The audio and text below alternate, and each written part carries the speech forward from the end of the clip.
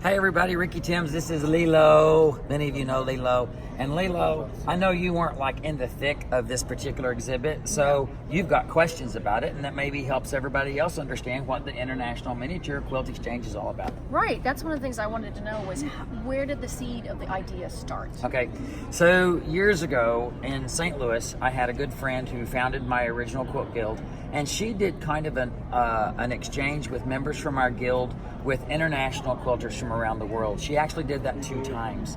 And then that went dormant for many, many years, and she wanted to revive that particular idea. Her name was Jean Amaduri. And so I just said, hey, that might be something that we could do on the quilt show because we have an international audience. Oh, absolutely. And so I said, hey, let's see if we can make it happen. We talked to the directors. We all got together and tried to plan how we could make it happen by getting people connected. Oh, fabulous. I love the idea. So how did that come together, though? How did you find the people to join together? Yay for the quiltshow.com, you guys. That's most of you, because we sent out the newsletter and said, do you want to play? Would you like to make friends with an international and then make a quilt and exchange it? So the idea behind this is not just making a quilt for another person. That's really kind of the cherry on top. What we wanted to do is to get quilters connected worldwide. To build a friendship. To build friendships like pen pals. Across borders, like pen pals, only via email in most cases, or sometimes via Facebook, and they would connect with each other across the way and learn what their similarities were, maybe even learn about their differences.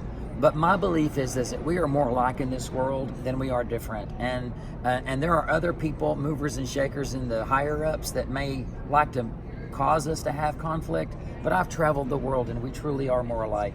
And the amazing thing from the stories that come out of this exhibit is just the amazing connections that they did make and how similar the quilters were. Now, they were paired up randomly, so if an international put their name into the hat and an American put their name in the hat, they were just paired up on a first come, first served basis.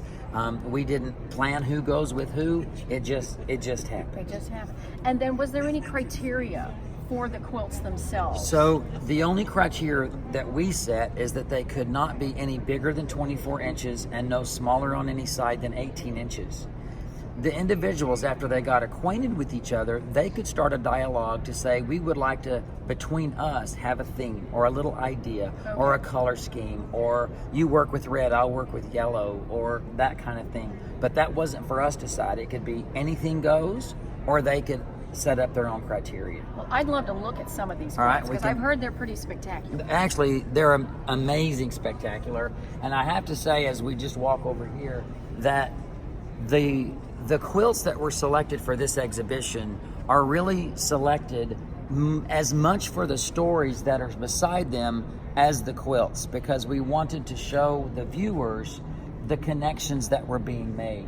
And so while we had 600 people participate, we had 300 quilts that were entered, and that 300 quilts means it's 150 teams, because every 2 pair of quilts is a team. Right. And out of those 150 teams, which was already amazing, we just had to narrow it down to 24. There are beautiful quilts, wonderful stories that are not on display here, but we will continue to try to share as much of that as we can on the quilt show. So here we have a quilt from Zimbabwe, okay? And this one is by Colleen, and the one below is a Colorado artist. And she told us that this was her first quilt ever. Which I think is amazing, that she, raised her hand to join in doing something like this, and then made a quilt. Right, absolutely. And so as we just look along the way here, I know it's hard to see them up close and personal, but you just kind of get a peek into what the exhibit looks like. And as I said, follow the newsletters on thequiltshow.com over the next several months, and we will be showing the teams, we'll show the quilts more clearly, and we'll also show the stories that go. Because we wanted to let everybody see the pairings of the people and the quilts that they made. Right. We had, just to kind of give you an idea, here we have Ukraine, we have Argentina, the Netherlands, Australia, Canada.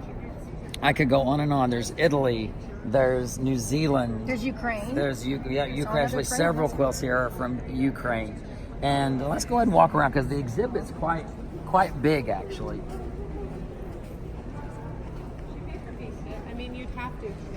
And here is the kind of the middle part of the whole exhibit, and you can see that people are hustling and bustling around because it's been a very popular exhibit here at the show. The interesting thing is, as much as we've tried to tell people what it's about, it's hard when they first walk up to these quilts to understand that they're a team and that they were kind of a pen pal relationship that began. You know, I'll have to say this. Another thing that we've stressed from the beginning is that this was not about the amazing quilt, the quality of the quilt or the level of workmanship of the quilt, because we could have an experienced quilter that just happened to get paired with a brand new baby quilter. And it wasn't about how wonderful or perfect your quilt is. Right. It's about that you got a treasure from a new friend. Oh, absolutely. And I understand that some people actually have traveled here to see their paired quilt because they haven't necessarily seen the quilt they're going to receive. And they wanted to meet each other. Some of them chose not to show the pictures. We told them that they couldn't share pictures of their quilts in progress, Okay. and until they submitted their quilts, they couldn't then share even pictures. Once we made the selections, we allowed them, if they wanted to share their images, but a lot of them either saw their quilts in person or decided to wait. The quilts that are not here have already been exchanged, and then these are going to be held for another several months while they are exhibited, and then they will go to their rightful home. Well, it's a fabulous idea. It's been so fun to see, like as you said, some of the quilters that did meet here, Right. and they're just like hugs and kisses, and they're like already best friends because they've already had a good year. It was a year of building the relationship. Oh, absolutely, absolutely. Well, it's just wonderful, and we've seen so many people over here enjoying these little quilts. Okay, so the biggest question that we've received about this exhibit is, will we do it again? That was going to be my next question. Not next year. Not next year. I would like to think that the quilt show could do this on an ongoing basis. Whether or not we will select quilts for an international stage, I'm not sure, but the quilt show is an international stage. Right. And so what we may do is try to continue to do this to build these relationships, crossing borders with quilting, Yeah. and showing that truly we are more alike than different. Yes. Well, thank you so much for taking time. I know you've been super busy, but if Well, you have... hear my voice? Yes, That's teaching everyone's all day, got all day, all froggy. day. Yeah. But we get absolutely make sure to check out these quilts. They are just amazing, and be sure to read the stories behind them as well. They're Cheers. great. Thanks. Cheers.